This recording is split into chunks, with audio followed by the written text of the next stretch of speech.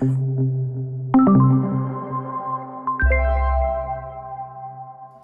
is going on, guys? Happy Wednesday. We are back with the one and only Reefing with O. How you doing, buddy? I'm good. How are you? Wonderful, thank you. A little last minute playing with the video stuff, but good. Yeah, last minute bite of dinner, so we're good. That's good, that's good. Yeah, how's everybody doing today? You got one-armed reefer, John Wright. Did you say one-eyed reefer? One-armed. Tony Bonwell, welcome, welcome. Is Tony really one-armed? I know that's a horrible question to ask. That's Lee, and yes, he's actually been on the stream before. He is a very nice, he's from the UK, a very nice reef tank. Okay. Yeah, he was on a few months back, but yeah, no, pretty cool. W Mars, what's his channel name? Reefing with O. What's going on, Diamond Reefer? Your volume is low again. Of course it is. Here, let me boost it up a bit. Okay, let me know if it's too loud. I cranked her a little bit, so we'll see. Dun, dun, dun. Hello. Hello, hello. Blessings, fans. How are you? What's going on, Adrian? So, how you doing, man? What's new and exciting in the last couple weeks? Nothing in the last. You mean the last week? Yeah, that's not very long. No. The motor. Well, you don't. Do you have any automatic filter rolls? I do. Rollers. I do. Which one do you have? Clarity. What do you have? You have the Clarity. Yes. You have the Red Sea. How do you like it? The motor finally died. I've had it since January 2023, so that's a year, about a year and a half. Yep. So it's lasted that long. So the gear wheel, one of the gear wheels broke, and the motor broke. Such a pain to find replacement parts. Do they sell them? A few months ago, first question. I don't know if it's a mislabel or simply you can't find it. A few months ago, when BRS was doing these out of business sale with air quotes, they're clear on all the stock. Yep. They had the parts and they disappeared. So the motor, I found the motor at Saltwater Aquarium. Yep.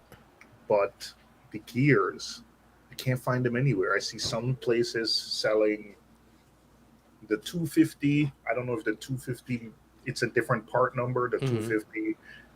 The motor fits the 250, 500 at 1200. So the motor I know is okay, but I don't know if the gears do. It looks a little different. I don't know. And then, Red Sea doesn't sell anything direct because they depend on their partners, and then their partners are not selling it. So I'm going to have to operate with a broken gear wheel, which you're going to hear it slipping because when it's, when it's doing it, you hear it slip, you hear the slip. Could you just like 3D print one or something? Is it super complex proprietary or is it just a general gear? No, it's just a little gear wheel with spokes. You need a 3D printer. That's the answer here. Oh, to get a 3D printer, learn how to do that. Yep. Or Red Sea could just make it easier to find replacement parts. You have options. Yeah, I know for sure. So I have not used the Red Sea one. There's features of it that look cool to me, and there's some features that look to be slightly a pain. But I have heard of people having to replace parts, which makes me wonder a little bit. And I think that's why they sell the parts. Yeah, I've never... I had Clarity for years, 4 or 5 years, and the one time I had to replace the motor there was an issue when, if you weren't careful, you would kind of fray the wire. And I think they've more than accounted for that. Yep. So. No, that's fair. They, yeah. A buddy though on his Clarity, he had an interesting one where the motor detached from the inside gears, like the little set screw came out. So he took it apart and ended up fixing it. But, so I mean, stuff happens. Yeah, it's just a little motor. It's nothing special. I don't know if I have it here. Tiny little. This will probably be, make sense to you, but this is the motor. Yeah. Oh, that's super tiny. Oh, like real tiny. Yeah. Okay. Yeah. It's a tiny motor with a little, like the little thing that's in a radio. The little electronics that's in a radiator. Yeah. It's a really simple device. Yeah, no, that's fair. They are super basic, and it's just gears stepping it up to give it more torque, being a dinky motor. Mhm. So it makes sense. Did you ever try the CTAC glue? I have not tried it. I saw it at a trade show, and I may or may not have played with it for a couple months at the table, but I haven't used it in any like actual practical life. Have you? That came in with so much. It's gonna change the world, and then I think Greg had some, and I think from what Greg explained, the way he was using it the first time, it was not. He wasn't using it right, and I think he ended up having a good experience with it. But I don't think it's something that people rebuy Mm-hmm. because I think super glue is so much easier. That's fair.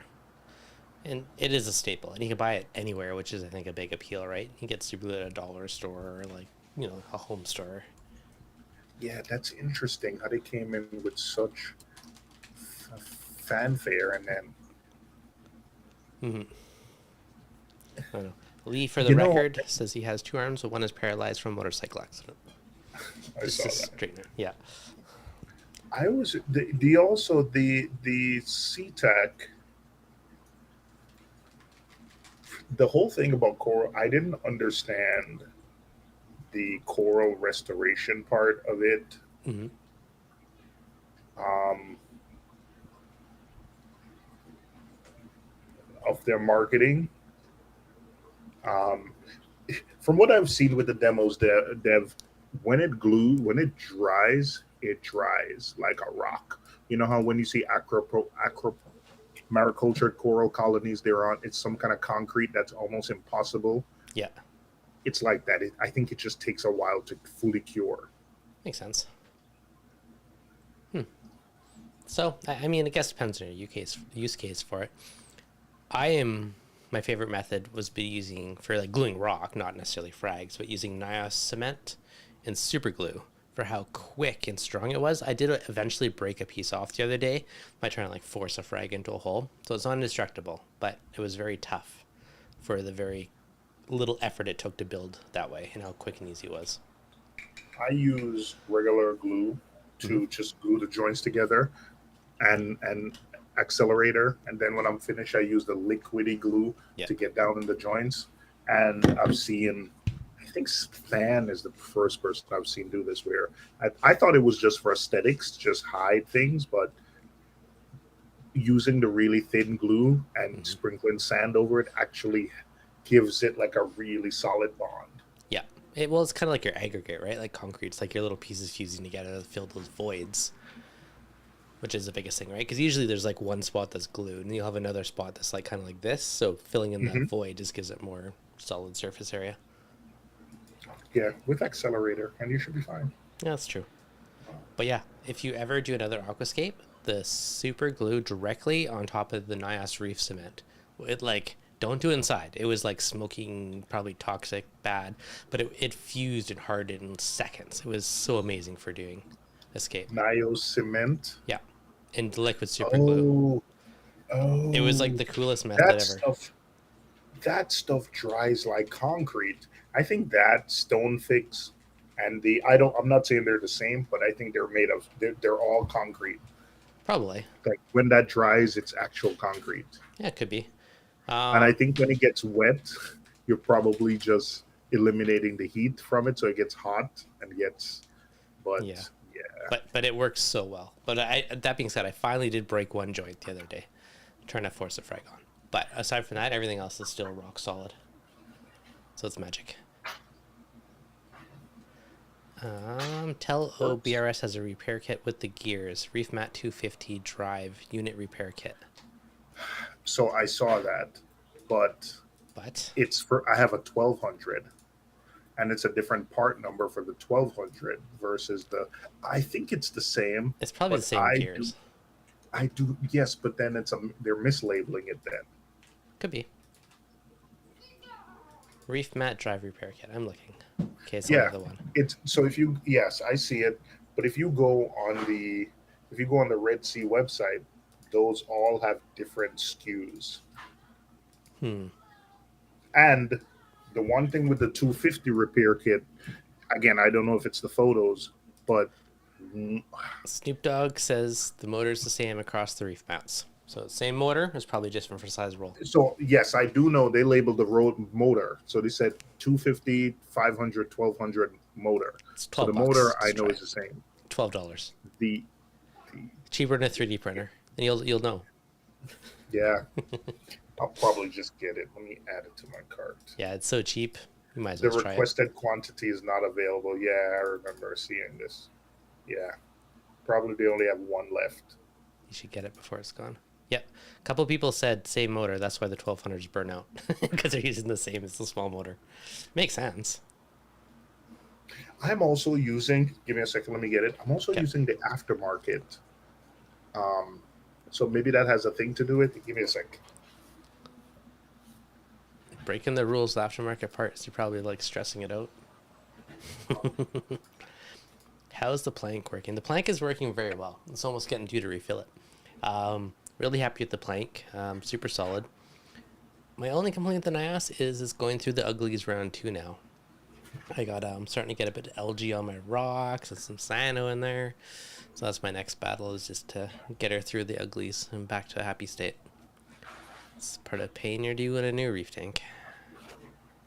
W Mars. I've installed both and the motor looks the same. Yeah, I'm 99% sure it's the same motor, especially after what everyone's saying. So I only have the 80s left, but I buy these aftermarket filter rollers. They are Are they one and a half AliExpress ones? times. No, there's a guy, I'm not going to give his name because I Okay. didn't get permission to give his name, but this is 80 microns. Yeah. It pulls through a little less because this is considerably thinner Mm-hmm. than I think the Red Sea. The Red Sea says theirs is 200 microns. The thickness, I think they coat theirs to make it easier to pull through the drive Yeah. mechanism. Um, but this is $10, man. $10 Cheap. versus $30, Okay. and it's Does it last though? Because like in the comments, Snoop Dogg's Reef, he goes, "I've been using AliExpress fleece. It's not very good, or maybe not too good." He goes, 8 days a roll versus Red Sea's 31 days a roll. So he burns through but it quick. but how do you burn through the roll quickly? It must just I mean, if the plug up quicker. I'm assuming. yeah, but that means it's smaller micron. Could be. Okay, but that's not a quality of the roll thing. You just have 20 micron roll. If you have 10 5 micron roll, you're going to go through it quickly. That's why I ordered 50. I wanted that's why I ordered. I only have 80s left, but that's why I ordered specific microns of rolls Mm-hmm. because. Oh, my dog. My wife's going to kill me from dogs here. The other pro tip too with filter rollers, if you can, raise them up higher.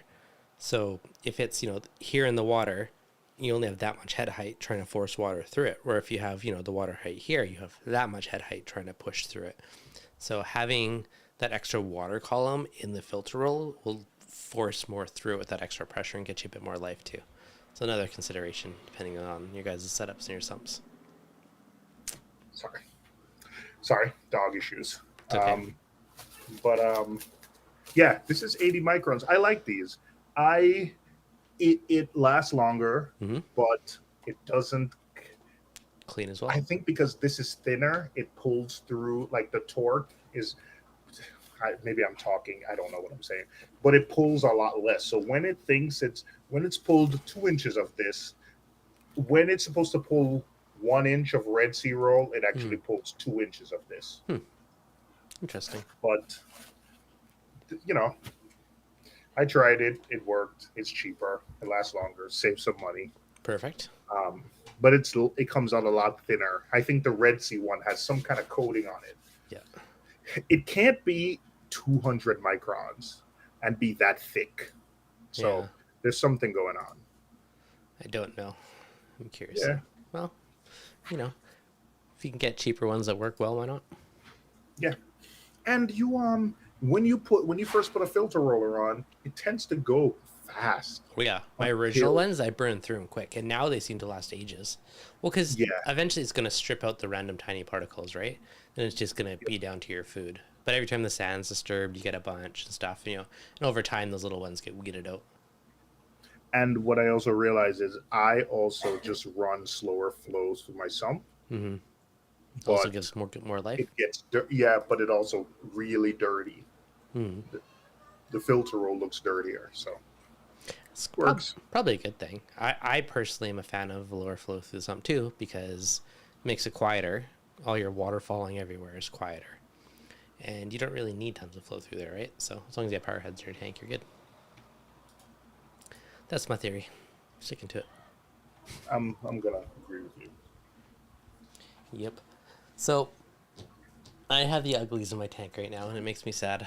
It's like the new reefer Ugly, vibes again. Yeah. ugly. When you get like algae and cyano and stuff.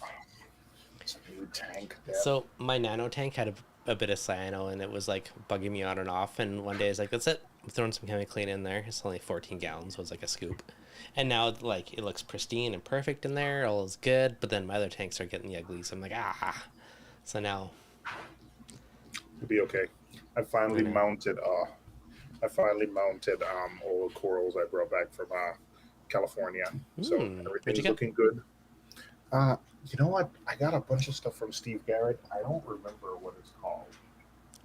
I have no idea what the stuff is named. That's fair. Silly me. He wrote all the name because Steve Garrett is known for the little glass. He mounts his things on these little Mm-hmm. pieces of glass. Yeah. And then he wrote the name on the bottom of the glass for me, and then Mm, idiot me glued them down without writing down or taking photos of the names. that's So I fair. put super glue, putty, then super glue.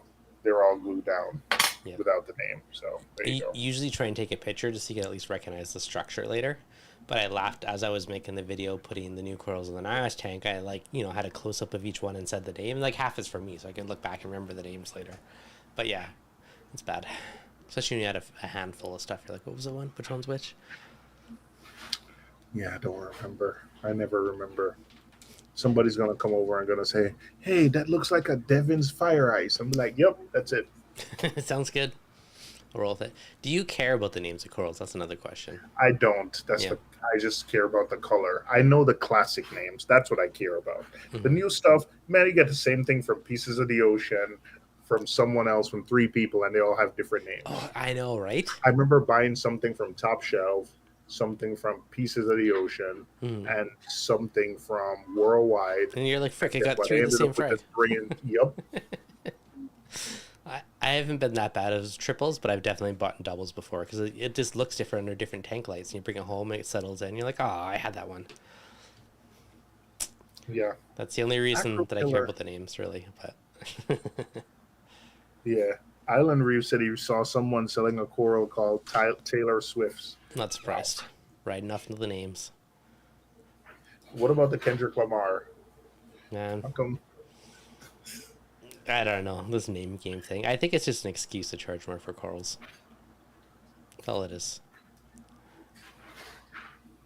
Would you ever get a filter roller with manual advance? I'm reading WMR's comment right now. I made a DIY filter roller a few years back. Simple manual advance. I use fabric called poly batting, so stuff from the fabric store. Yeah, the silk fabric. Seemed to work great for a year or two. Why are the filter rollers so thin? Weight, shipping would be my. I would think so. Like a lot of these products, the thinness is probably partially for how it rolls. Part of it's going to be to keep it more compact. And if it weighs less or it's thinner, I mean, it's going to be cheaper to ship around the world. My theories. I don't know about the manual thing. Like, you totally could. Depends how often you do it, but I'd still slap a tiny motor on it. I don't think it'd be easy to do. These guys are these guys are having too much fun in the chat. I'm not reading that out loud. Oh, I know. Uh, Um, uh, yep. So yeah, there's the name game. All right. yes, Yeah, Hamilca Stylo. Uh, some of the classic names. I know the Uh, classics, most of them. If you had your own coral, would you give it a name? The reefing with it was special. no, but you know what I did when I was in California? Um, Steve Garrett had a lot of Greg stuff, so I was like, "Give me all the Greg Carroll stags." So I did buy 4 stags that were all like GC. So Yeah. GC, Greg's officially named him. yeah, yeah, no, he had. Listen, there's a long story that I don't remember. He's told me too many times. But Steve Tyree Hmm. um, got stuff from Greg. There's also stuff named after Greg's kids. There's the Jada's watermelon chalice or the Mia's something. Yep. There's corals named after them. Hmm. Sadly enough, the guy doesn't have his own name stuff in his tank. It's kind of funny. Yeah, I feel like he He's should like, get some back and put it in. he Just said, no. He's like, I grew them. Well, how do you think they got the name from me? Because I grew them into large colonies. So he's like, I want to try something new. So I guess you would still think though that you if it's like quote unquote no, he named has the after. chalices of his kids. Sorry, he has the chalices of Okay. his kids. He doesn't have anything else. Well, at least the kids are in there. Kazian, please help. So fasted itch problem for the first time. Decided to start over again. I don't know. It's a year old, same problem. I'm not going to keep corals ever. From fish ick? That shouldn't, Yeah, why would fish affect corals? like, in theory, maybe it could come in on a coral, but I mean, at the end of the day, if you want the true solution, it'd be quarantine everything in advance before it ever goes into your tank. Really, That's that's the work proper then. solution. Few people do it, but that is the only true way of being safe and preventing things. But yes, it can, in theory, come in because it goes in stages of on a fish, in the water column, in the sand bed, and has the cycle. And when it drops off a fish, it can attach to other stuff. So it is possible. I've personally never overly worried about it, but I wouldn't stop buying corals for that reason. But if you really want to get it from your system, I think it's what 76 days you have to leave your tank without fish for it to die off and complete its cycle. Or you could use a UV. That is a good idea too. Simple, easier. I decided to dose a bit of fluconazole to my new tank earlier, so I turned my UV off. I'm Oh. UV-less to get But rid of the uglies. Calzone, Punawala, yeah, a UV. I don't think. Listen, I'm too lazy to do full on prevention, but I Hmm. think I can do pretty good management. Hmm.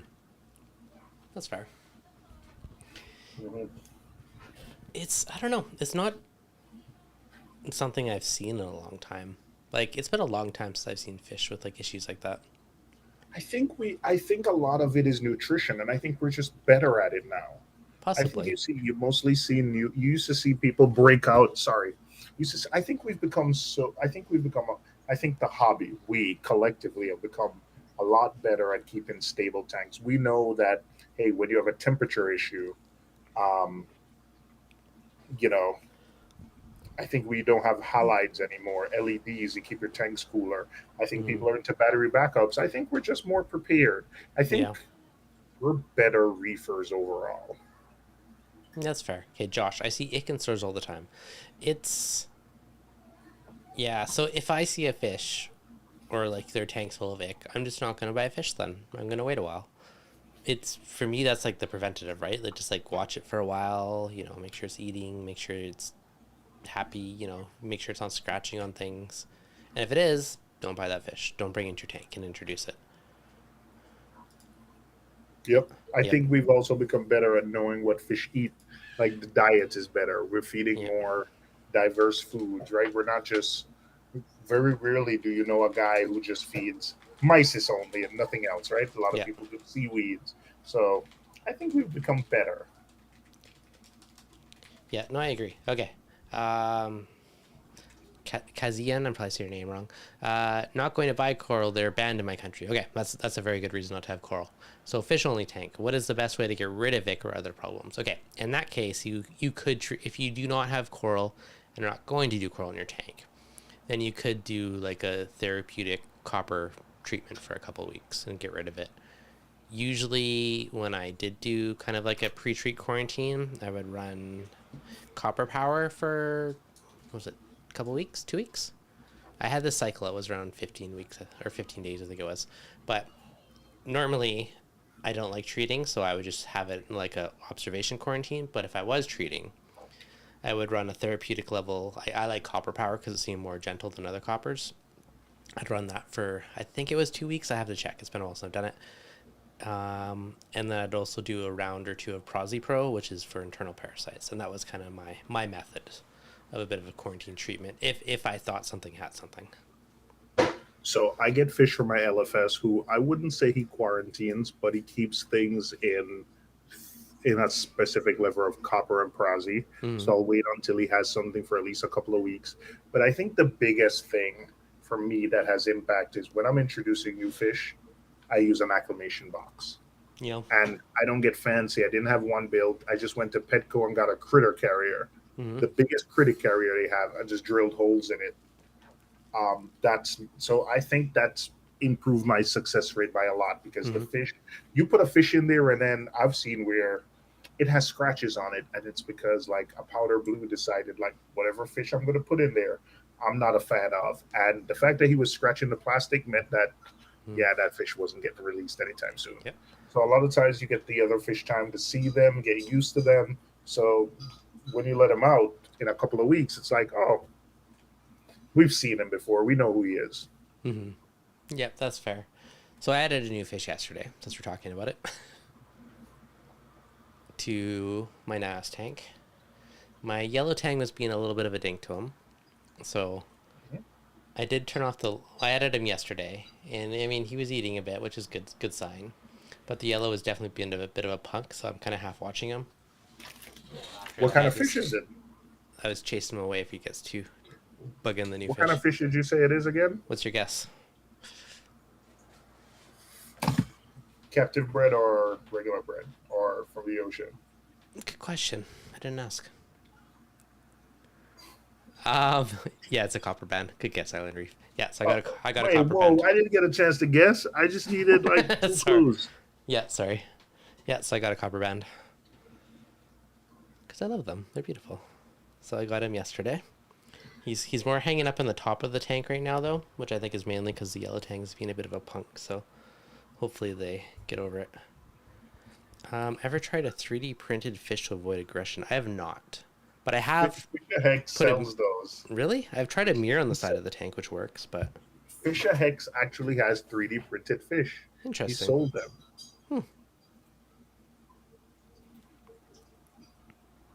Yeah, so that's my guy I got yesterday. Huh. Is he eating frozen? I'm pretty sure I saw him eat some ices yesterday. We'll watch him again tonight. So, yeah. 1 second. Sounds good. I've used mirrors on both sides and printed pictures. Yeah, so mirrors have worked well. I've definitely done that in the past when tangs are being aggressive. He's been not too bad today, but the Copperband's also hanging out higher in the water column, where the tang's hanging lower. But I'm going to keep an eye on him. What other fish are in there? Anything that looks like him? Any yellows? Yeah, the yellow tang's the closest and the one that's more of a punk. The Melanaris wrasse was oddly, like, slightly a little in his face at first, but then he seems to be fine after that. But yeah, it's always interesting just kind of paying attention to the interactions. Yeah, they're probably just curious, right? Coming right up to him as a new fish, like, who are you? Yeah. Are anemones fine with copper treatments? I don't know, actually. I've never tried. Wouldn't they be considered like I don't know. I put them with invertebrates. I mean, they are an invert, but I would say like a shrimp would be more sensitive than an anemone. But no, I'm not 100% sure on that one. I've never even thought about that. All right, I'm gonna text somebody. My guy who used to work at ORA. Yeah. I'm gonna text him and ask him. Mm-hmm. I don't think an anemone will tolerate copper. Yeah, I don't know. We'll see what your buddy says. I don't think so. I don't think they will. My opinion right now is no. I have a yellowtail bristletooth tang who's been great. Not a single issue. The yellow is the only one that's the questionable one in the tank right now. The rest are fine. Dun, dun, dun. Adrian has a convict tang and a scopus tang. We had a discussion at Reefapalooza where Someone mentioned, and I think it's absolutely true. Why does convict tanks always come in emaciated and skinny?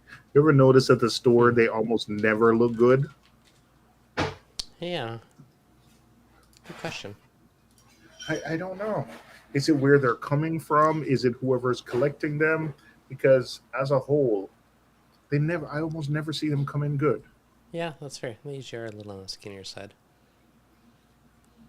Could just be a longer shipping thing that they're not feeding him as much so that they don't cause too much ammonia during shipping. That's my guess, but I don't know.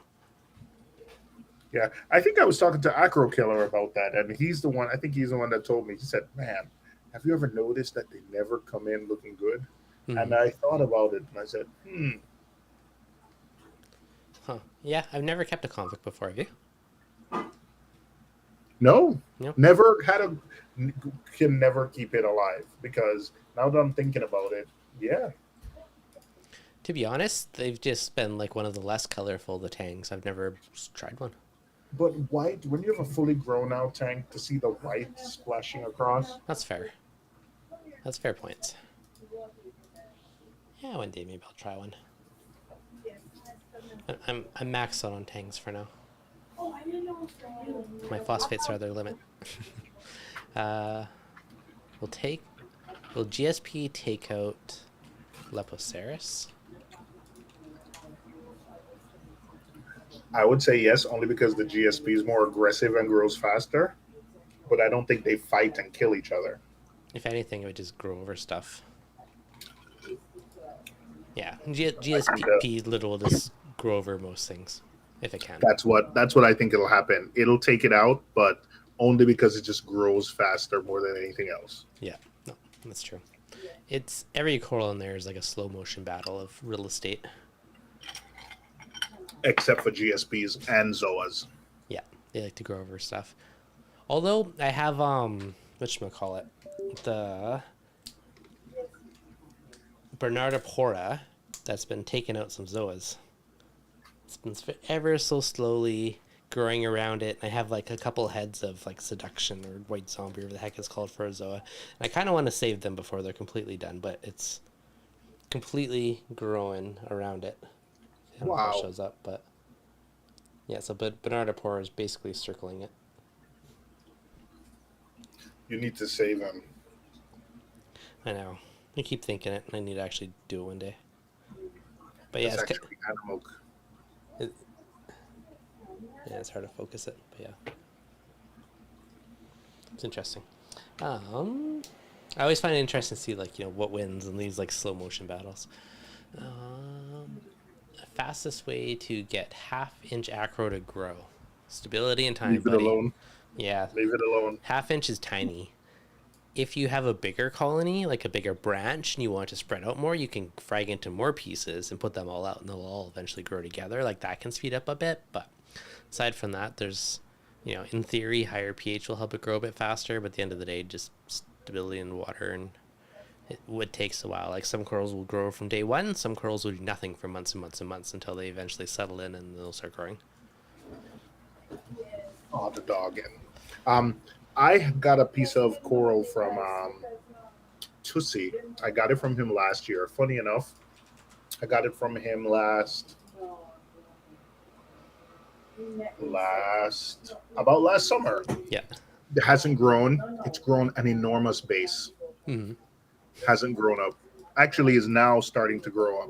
But before, wasn't going anywhere. Yep. Some will do absolutely nothing for ages. Like my Walt Disney did not grow a freaking branch for ages. It just like literally just kept doing this little ridge off the rock, just growing out. It did nothing for ages and ages and ages. Same Just thing my red planet did. yep. Um, Aussie Here's a Dan. question about pH. Okay, well, let me do this one, then we'll do the pH one. Aussie Dan just picked up a jelly bean chalice. Any tips, par, etc. Chalices are really easy. Generally, I lower par. I don't ever find they need super high par. Some of them will tolerate it, but usually lower is fine too. Like chalices are usually the bottom third of the tank, and usually nothing special is needed for them in my experience. How about you? I got picked up one at Reefapalooza, so it looks nice. Hmm. It came home and its colors are looking amazing. I think I'm just gonna put it on a piece of rock and let it grow over that rock. But So I'm just gonna put it in the bottom of the tank. Greg has high par, high flow, and his chalices are on the ground doing well, yeah. where they're still getting good par. So So that's called yeah, jelly bean, eh? I just googled it, and I have one that's a rainbow chalice that looks kind of similar. Only because I took a few photos later.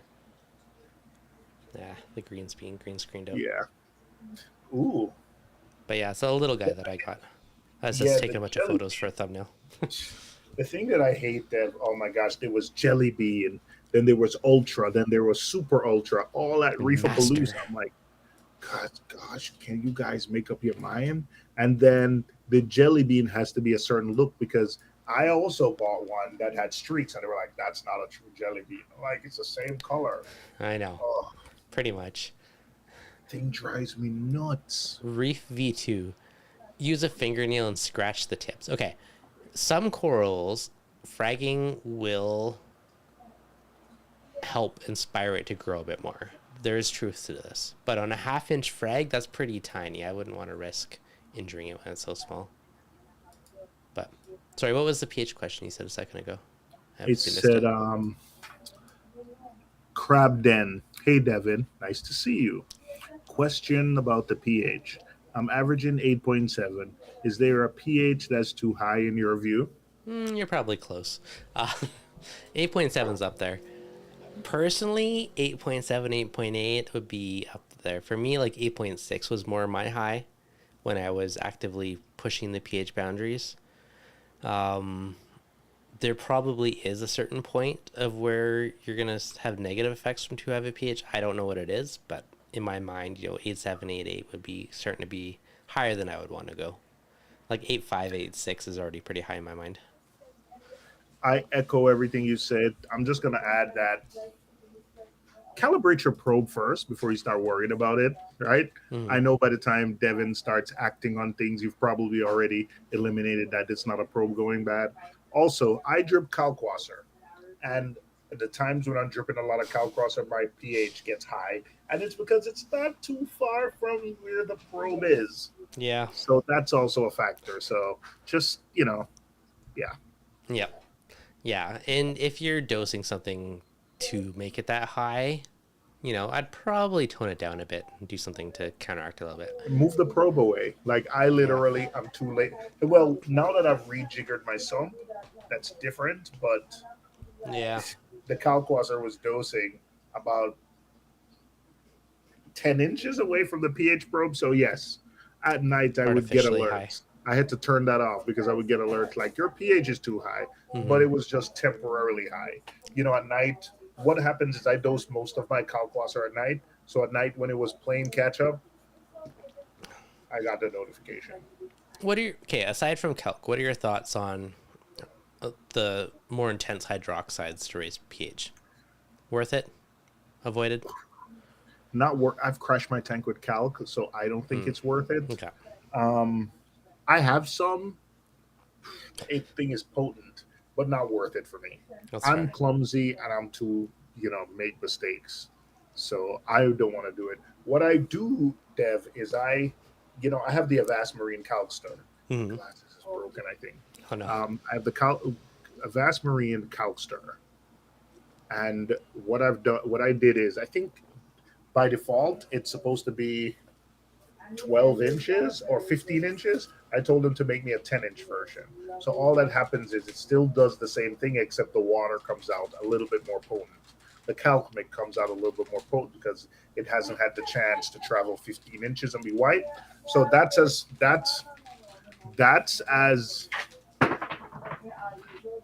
radical as I'm gonna get with calc, because again I've killed my tank with calc. That's a So fair point. That's fair. I was down this that crazy rabbit hole of trying to boost my pH, but I went from extremely low to extremely high, and then I'm toned it down, and it's these endless little back and forth battles that I do. I don't know why I do it, but I do. More experimental, my, but my phone ranges from 7.8 to 8.1. pH. No, if it goes to 7.8 and the maximum, Jake Adams said it's where it hits the max in the day. As long as it hits that 8.1 during the day, I think you're good. You think so? Yeah, Do you worry about the low? Like, what's your low in your tank?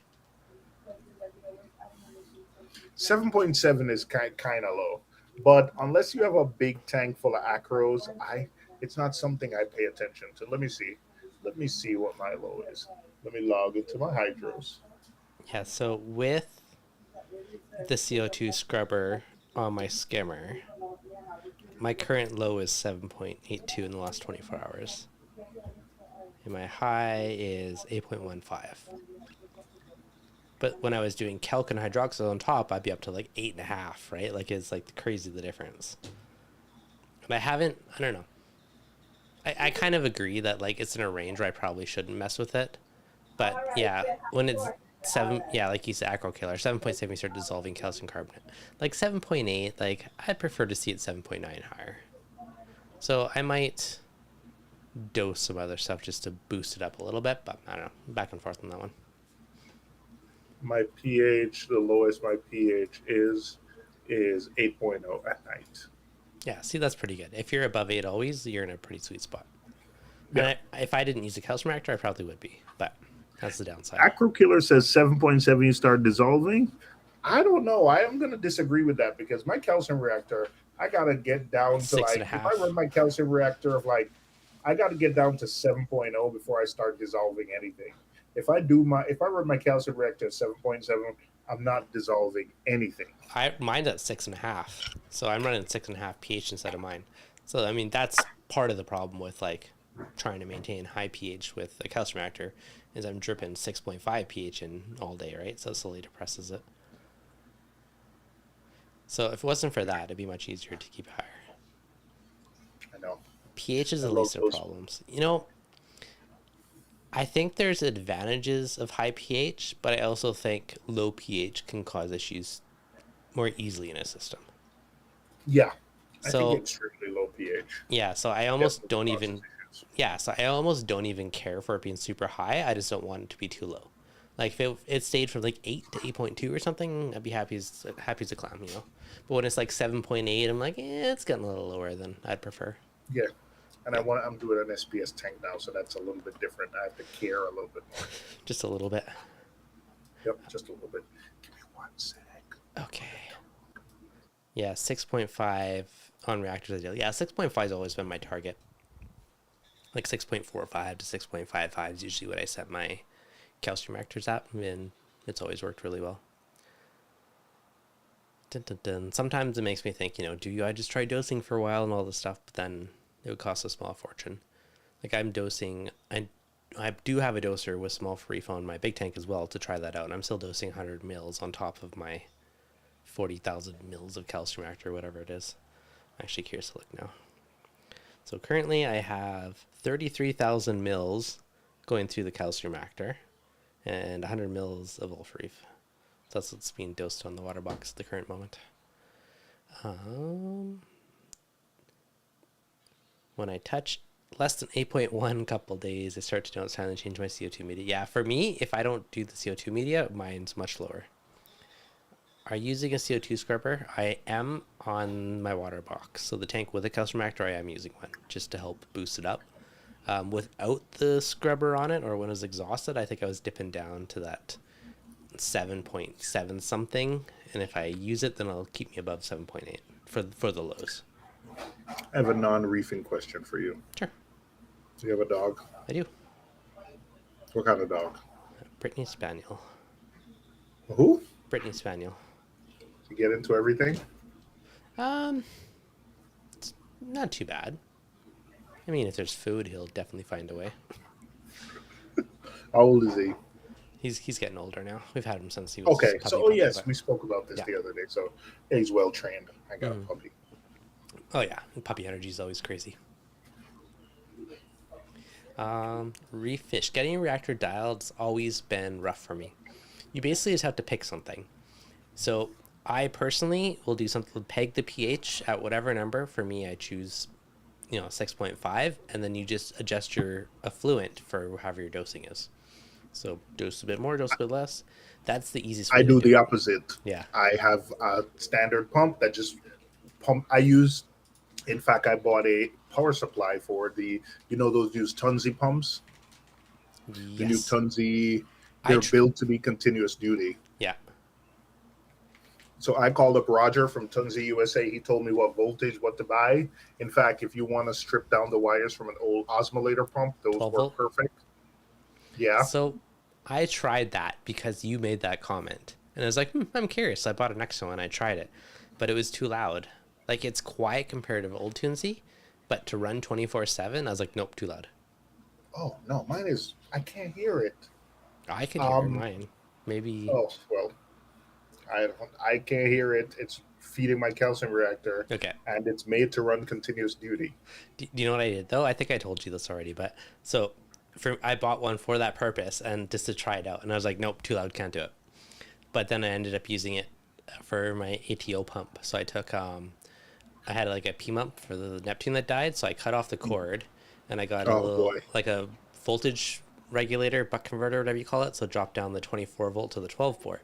So I have it in the DC 24 volt port, powering my little Tunesy pump for the ATO pump. And it works pretty Working well. well. Yeah. So I was usually trying to use a PMUP, but I think a PMUP is way more powerful, and Mm-hmm. it caused the reactor to leak.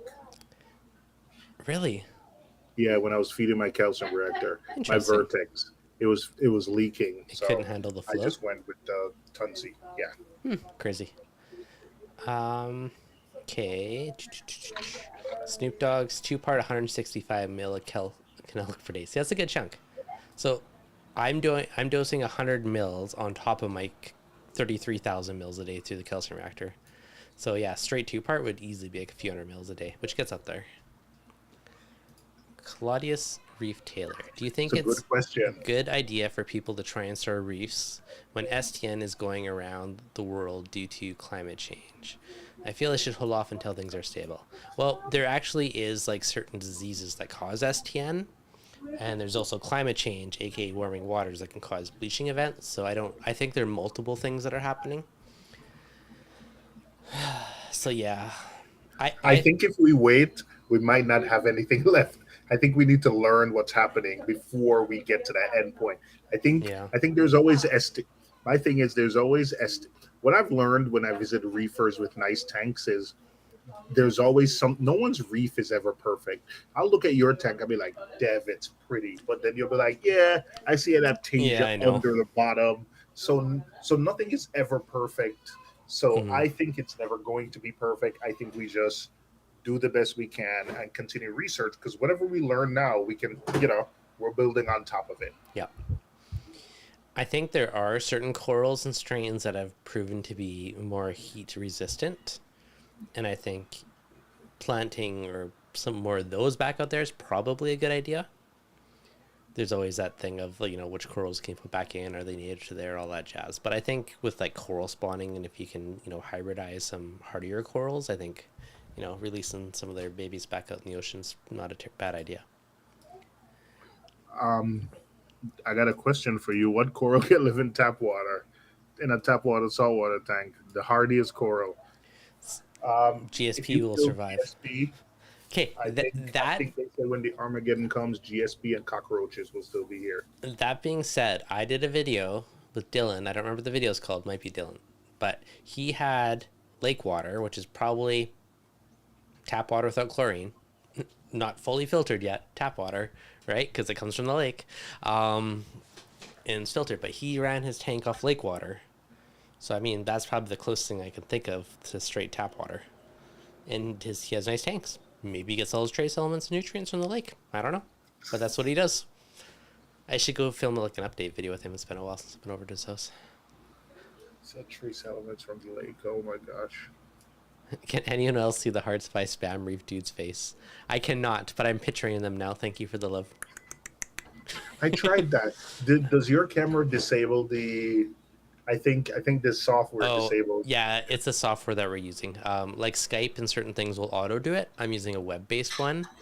On the phone app, maybe it would work, but yeah, unfortunately, I don't see it. But I'm imagining it now, Anton. Thank Yeah, you. whenever I'm on Zoom meetings and I'm like, you Yes, see like the thumbs bubble yeah. comes up. I'm sitting there in the corner, especially when I'm not presenting. I'm sitting there in the corner having fun. I will find a way to make them show up for fun. There's a will, there's a way. Um, My tank is so loud and I love it. Oh my gosh. I make my tank as silent as possible. Yes, real reefs are noisy though. Uh, this summer I had my tank water touch 28. Yeah, mine was up there too. It got pretty toasty for a bit. CRT can't wait. Read an article about vitro fertilization of stags, acros in the lab that were planted in the ocean. And they found them very resistant to high temp. Yeah, exactly. So there's Yeah, I definitely saw that some too. solid ones. I saw that too. Yep. Is there? Is there any? Let me unheard reef. Is there anything that can help clean my Avast calcster back walls back to clear? It's all just chalky from when it overflowed. Citric acid, buddy. Give it a citric Citric acid acid doesn't bath. craze the acrylic. I use it on everything. I've used it on mine many times when it gets too caked on. Have you used vinegar on everything? Before I moved to citric acid, I used to. Okay. But it's I always acrylic. thought it. Scammers are acrylic. I use it on my scammers, so I don't see the difference. But The skimmer is past acrylic. I have It's used different. citric acid. Okay, do it your own risk. In my experience, I have used citric acid on my advanced one before, issue free. Could you have an issue? Possibly. I don't even measure it. I just freaking dump some in and scientific glug of powder and let it sit You in there know, for a few hours. But if you leave it in there for a week, maybe it's harsh on it. If you do it overnight, like it probably depends on concentration. But personally, I have not had an issue doing it. I've used, but some skimmers are cast and some are extruded. And I've used vinegar on every skimmer I've ever owned. But then again, I didn't always pay attention to what type of acrylic they were. I think even when you're using like the DDR for the dose, Mm-hmm. it warned you not to put any kind of vinegar or any other vodka or anything like that in it because, but maybe that's On just the not great dose? acrylic. In no, in the DD Oh, in the the DDR. Okay. yeah. Oh, okay, okay. I was gonna be like, I put some nasty stuff through the dose, and it was fine. Like high pH, like lye and like nasty stuff, and it was fine. I mean, eventually it might have an issue, but I'd be um, more worried about your tubing eating away, but yeah, you should be fine. yeah, yeah. Some of that stuff is nasty. There was early days I had it eat through one of the connectors on a Versa. Like the tubes, thankfully the replaceables wasn't a big deal, but I don't want to break the tube just from the super causticness going through it. So yeah, you definitely got to watch what you're dosing. The new ones are a different material and they're fine now, but one of the early revisions of the clear acrylic Yeah, ones. the early ones were not very good. No bueno. Yeah, but I'm also wasn't dosing normal reef stuff. I was dosing nasty. You should probably not be playing with this stuff. Did he add salt to the lake water? Yes, he did. Lake water, added salt, mixed it up. He's running his reef tanks off it. He had some pretty decent tanks, so I'd say it worked pretty well. I'll find an excuse to go over there and film a video again. Citric acid is edible. Seems safe enough. This is true. They sell it for cooking. We use it for cleaning. Dev, where do you buy replacement dosing tubes For for Versas? Because as far as I know, the only place I really Ecotech find them website. is Ecotech. I don't want to play shipping. That's fair. I mean, other sites sell them, but that I know that's the only one in the U.S. Who has in Canada? Actually, Saltwater Aquarium sells them now. Yeah. Okay. Oh, it's out of stock. Go figure. Yeah, so I mean, there's some other sites in Canada that sell it, but that doesn't help you. But I know Ecotech Store's website has it. I know some people just buy their own tubing that's the same size and replace it themselves, so there's a few different options. Yeah, I've seen some guys really do that. Yeah. I'm pretty sure Phil shared the special blend of that one a while back. I have it bookmarked somewhere. Why don't people keep soft coral tanks anymore often, like the reefers do with SPS? I appreciate a moving softy coral tank. I don't know what it is, but like I'm always sucked into acros and other stuff. Or, the tank beside me, my nano is full of LPS. Oh, my gonies are encrusting finally. That's exciting. So I don't know. It's a personal preference. But if I wanted just like a super easy, low maintenance tank, like that could be a good way to go.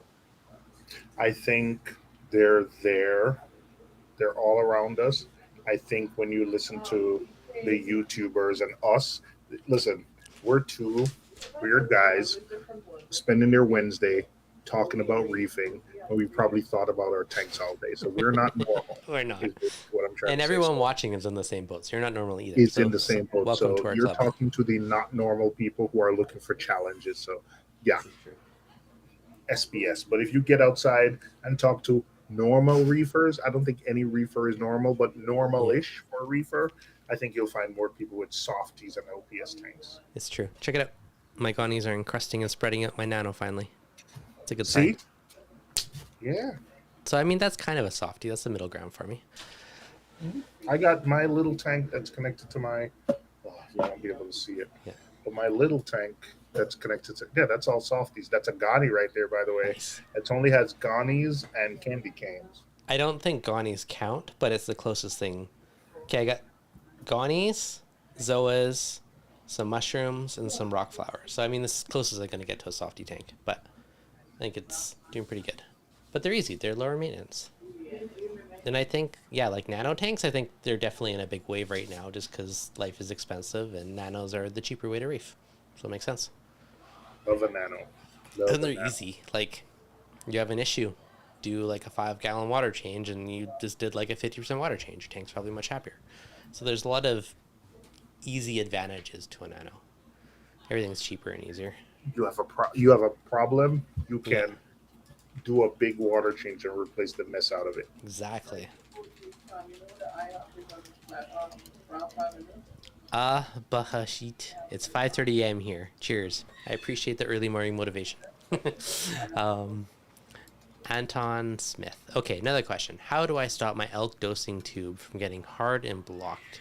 Is there some way to add a dropper attachment?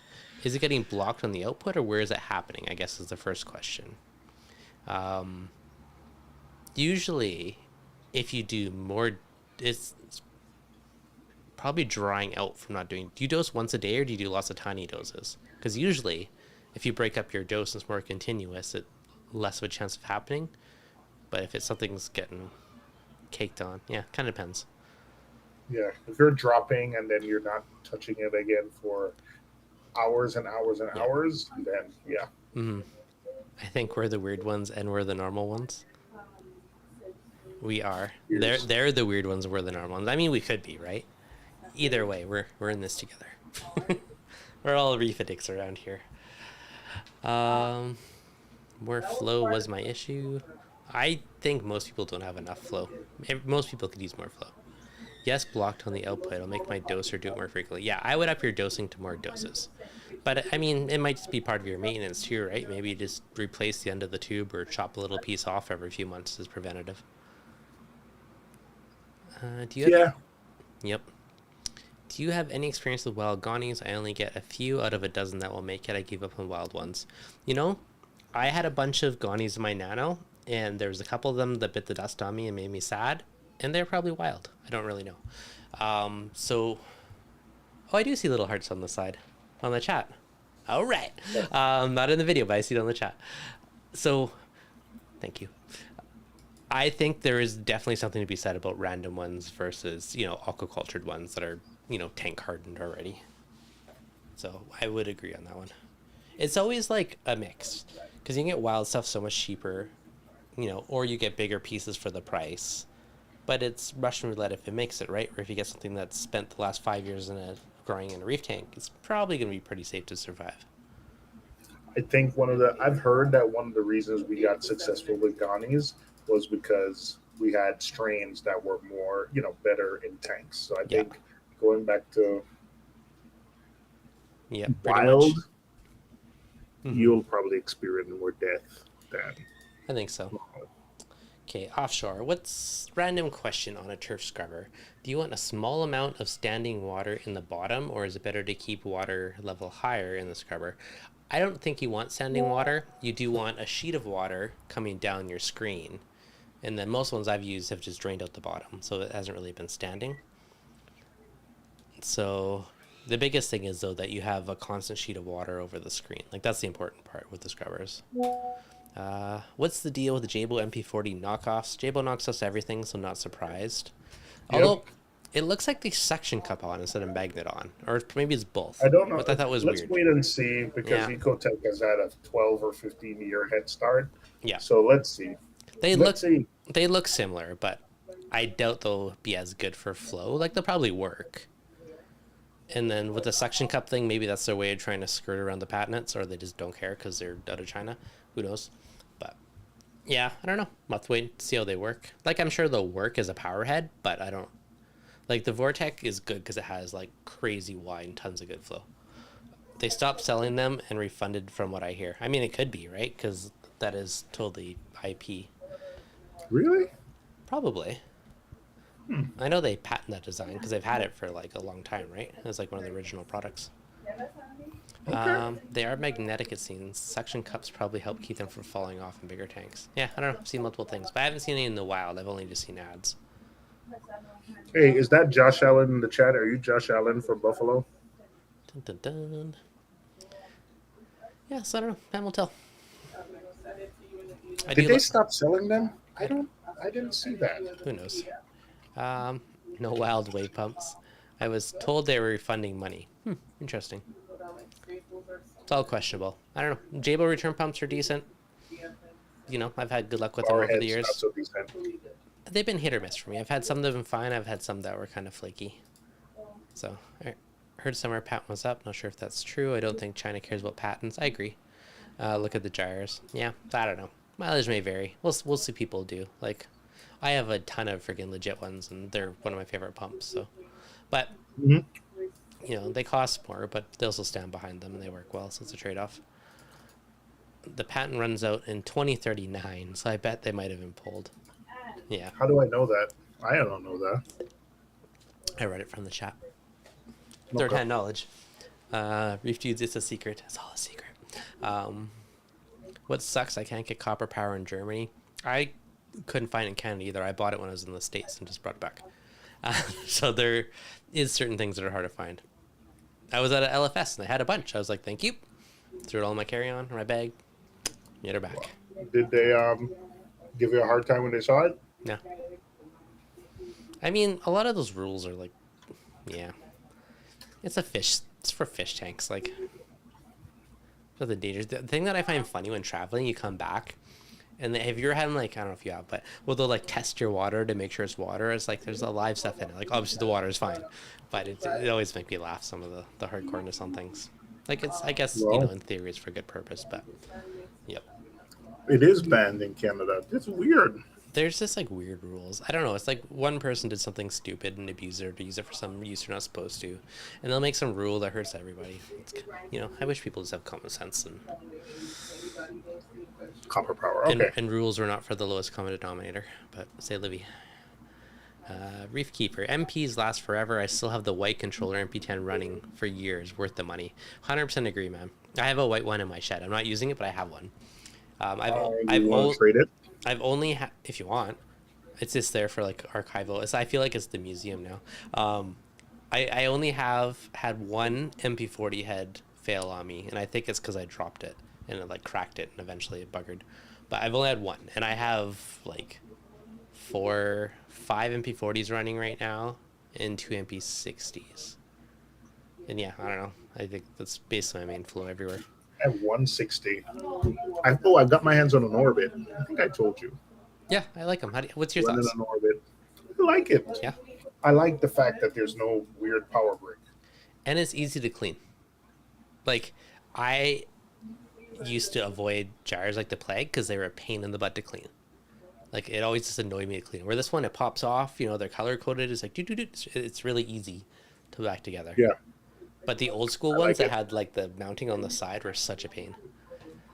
The MaxBec Jump, I have to admit, is very similar. Yeah. MaxBec Jump has a weird controller, so the fact that it uses the AI controller. That is the difference. The orbits are made by MaxBec with AI's control on it, right? Because MaxBec owns the patent on the gyre. So all other ones are from them. So it is basically very, very similar, obviously, with a different controller. So you're basically deciding whose controller platform do you like, right? Do you want it to work with AI and Mobius, or do you want it to be its own standalone thing? And then that's kind of your decisions. Yeah. Yep. Reef Keeper said the octopole spore. Never use them I've heard some because I decent have. things about those actually, though. Yeah, because I have Vortex and Neros. I have so many Vortex and so many Neros.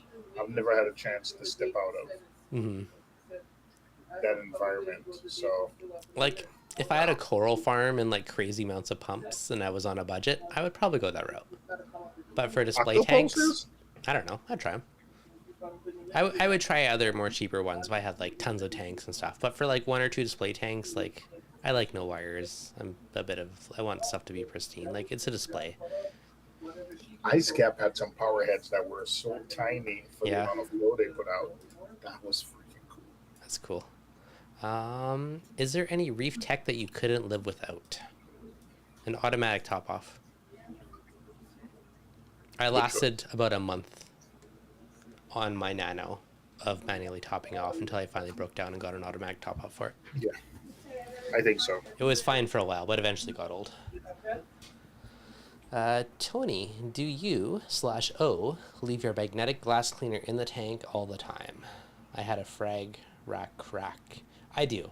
I shouldn't, but I do. Frag rag, no. Automatic cleaner, yes. Yeah. I also use the Tunzi one. Tunzi, the high value ones, I won't. My some of them I don't trust. Yeah. Yeah. James, my sand is clumping together ever since I beat dinos. How do I fix? If it's turning really hard, you're probably precipitating some of your stuff from dosing. So it could be your magnesium's out of whack or your calcium and alk's out of balance, but I know at times if you're precipitating out some of your dosing solution, it can make that harder sand bed.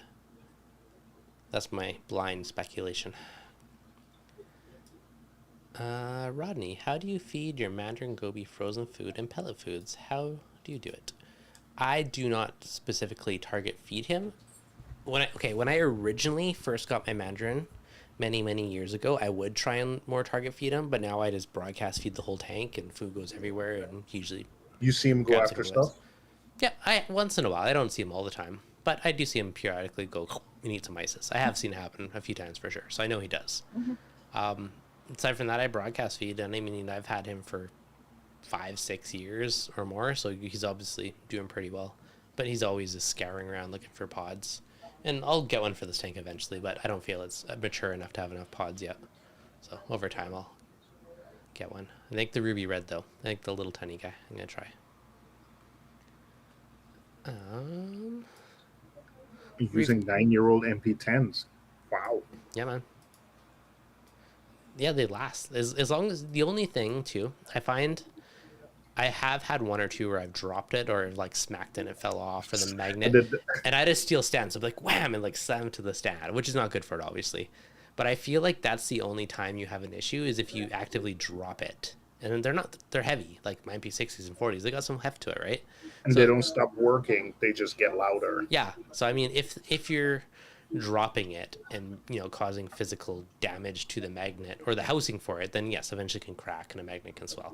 But if you treat it nice with it, I find they last for ages.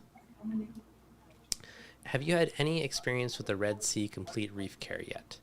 I have tried the older Red Sea package with their, I don't know if it was called Complete Care, but I had their couple parts as well as their 4 different trace elements. I did that way back when on a Red Sea Nano tank. And yeah, I don't know, seemed to work pretty well. And I was down the trace element rabbit hole for a while, but it's been a while since I've used them. I love the Red Sea aminos just because, yeah, I'm not using it, but I use it for adjustments. I ran out of right well nowhere locally. Use aminos for amino adjustments? No. Explain this to me. I use Red Sea for adjustments. I just couldn't get. But I love the aminos because it's that bright yellow, and you can see where the flow in the tank goes. The toxic waste in the tank. It is fun to watch the flow patterns. I do a similar thing with the Reef Nutrition, the oyster eggs, the like little tiny flow balls almost when you drop in the tank. I love doing that and seeing the flow patterns. I think it's kind of cool.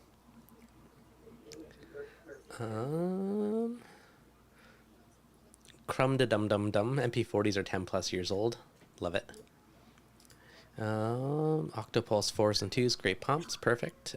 I agree. ATO. Yeah, ATO would be like, if I can only have one piece of tech, it'd probably be an ATO. The next would be heater controller. And then after that, I would start to get fancy. But those would be like my basic core ATO. quality of life would be the ATO, then a heater controller for kind of a safety backup. And then after that, I would get fancy. But those are the staples. Train matterns, the TDO be 1 and 2 with 0 flow in the tank. Nibbling off the sand works great too if they come skinny from the store. Yeah, so I've definitely seen people feed them TDO. I have some, but I'll have to try it with mine. Getting a new tank Monday. Why shouldn't I use my 2-year-old sand from Good an old question. tank? You can, and there's a ton of life in your sand bed. I would personally vacuum it really well first to get rid of all the nasties, and then I would reuse it. I've washed sand before with like a garden hose and let all the nasty percolate out till it's clear, but then you're gonna lose all your good bacteria. And if you're not reusing it for the sake of good bacteria, there's no point. Just buy new sand. Then you're just starting a new tank anyway. Yeah, so the sand probably has more surface area than the rock, to be honest. So I think there is definitely good points in it, but just clean it really well. You don't want, if you stir it like this and your whole tank is instantly like black and brown and, you know, all full of gunk, that's probably not what you want in your new tank. So I would just be very aggressive and do a bunch of rounds of vacuuming before I reused it in the new tank. That's what I would do.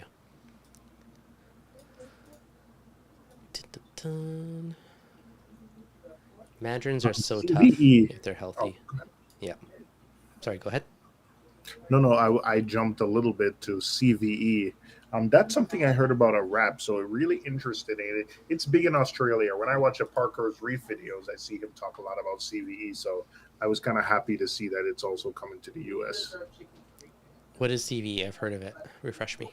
It is coral supplements, right? Okay. There's everything in the line from element adjustments, major, minor traces.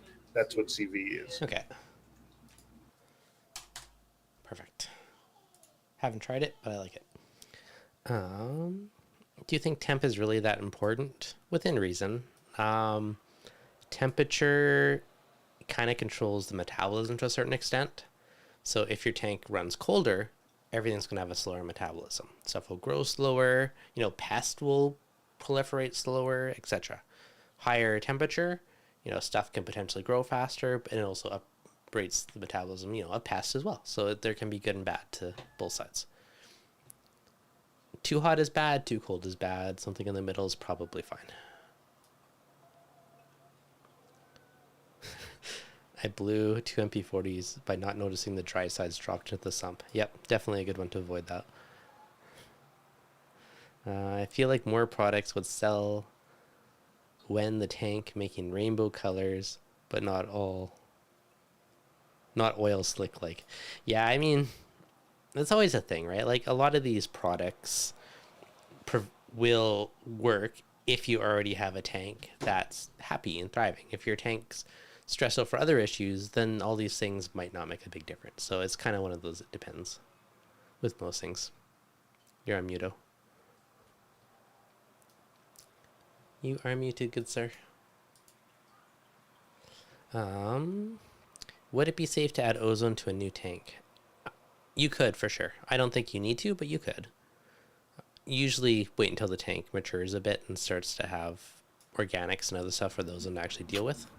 I'll come back. Wait, was I muted when I was talking? You were muted. You were just...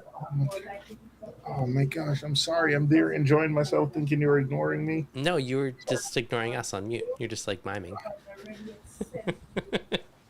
I could see your mouth moving, but nothing. I was like, yep, you're totally on mute. So fill us in on the last 30 seconds. No, it's all right. All right. Also, Coral Essential Power Amino is great. PSA, change out your heater periodically. You know, I have not changed out my titanium heaters yet. No, not me. The Shergo BRS ones, no. I used to change them every year, and I don't anymore. The glass ones with an internal thermostat, I think it's the thermostat that fails at some point. So I think that is one consideration. The other consideration, too, is if you have a heater controller that turns your heaters on and off, and you set the internal thermostat to be like a degree or two higher, then that internal thermostat never really gets used, and there's less of a risk of it failing.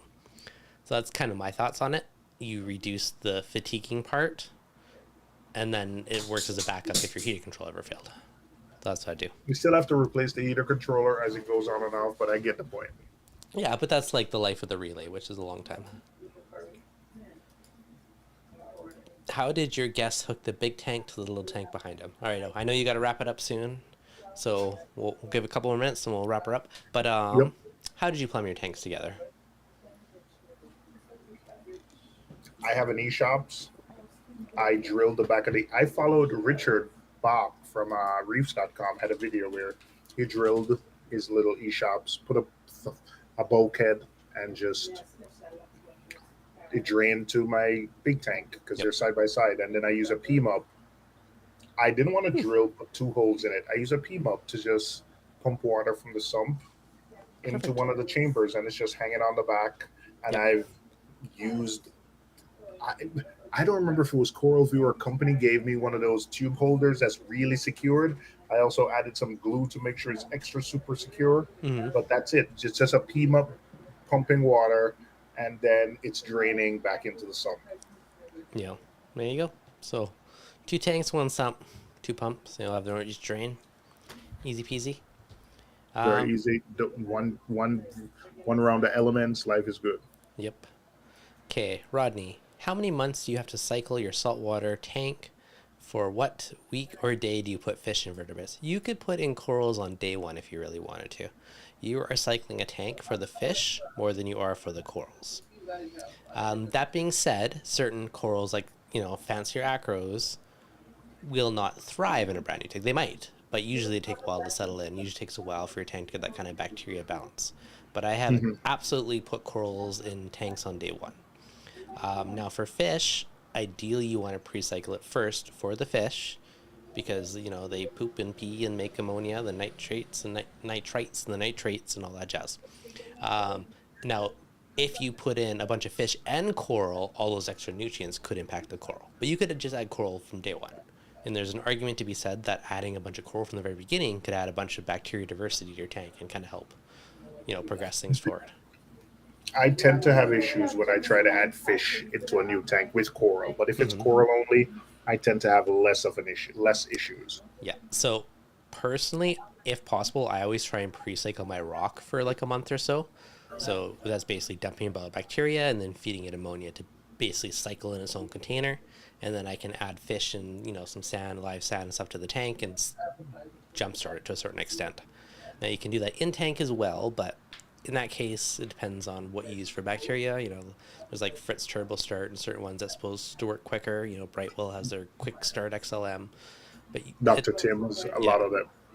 Exactly, right? So, but at the end of the day, you want to be able to dose, like a ppm of ammonia, and within 24 hours, you want it to be all gone. And see no nitrates, and you have nitrates. And once they can eat up that ammonia in that 24-hour period, your tank's cycled. So, some tanks that might take a few weeks, some tanks can do it quicker. So it kind of depends. And if you have another tank, and if you can bring media or sand or something from pre-cycle from another tank, again, that will help boost it and jumpstart it as well. So there's a bunch of different parameters. When I was cleaning up my sump, I didn't. This is something I didn't even realize, but I had bought Brightwell bricks and had given them to my friends. Yeah. Greg I got coralline algae from Greg. I got zeovit media from Greg. Someone had put max spec, those little max spec balls in their sump. So that's another thing. You just ask people whose tank you like to just seed your tank with their bacteria, seed media with their bacteria, and then give it to you when it's time for you to kickstart. Yep. Nope, that's definitely a good way to go. Okay, Miguel. Okay, 2 more minutes, and then we'll wrap it up.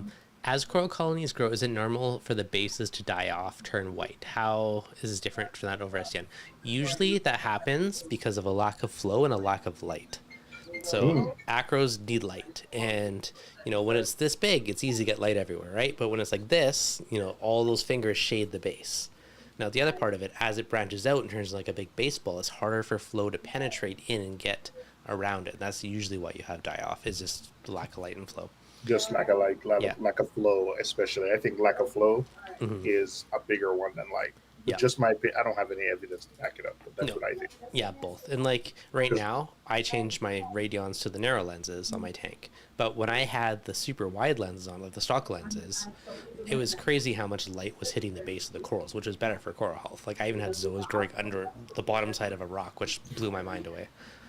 So When I see Greg's tank in person, I'm always amazed by how much flow he has going on yeah, in that tank. yeah, I don't think you, especially for acros, like it's hard to have too much flow. You know, LPS is a bit easier.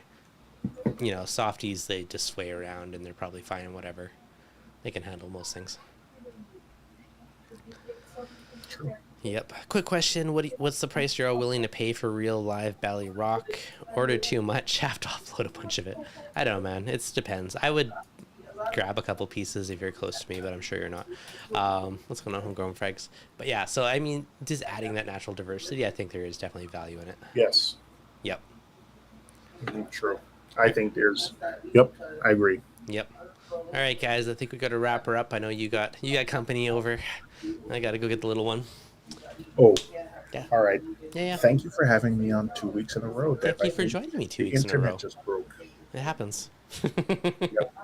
Awesome. Yep. Hopefully you guys enjoyed it tonight. As always, hit the like button. Make sure you subscribe. Thank Cole for being our lovely guest, because you're always great to chat with, buddy. Thank you, Dev, and Thanks. invite me back anytime. All right, I'll do it. It was either that or I was going solo today, so it's good. Glad you joined me. As fun as it is talking to myself, you're more fun to talk to. All right, guys, have a good night. Thanks so much. All right, thank you. Bye.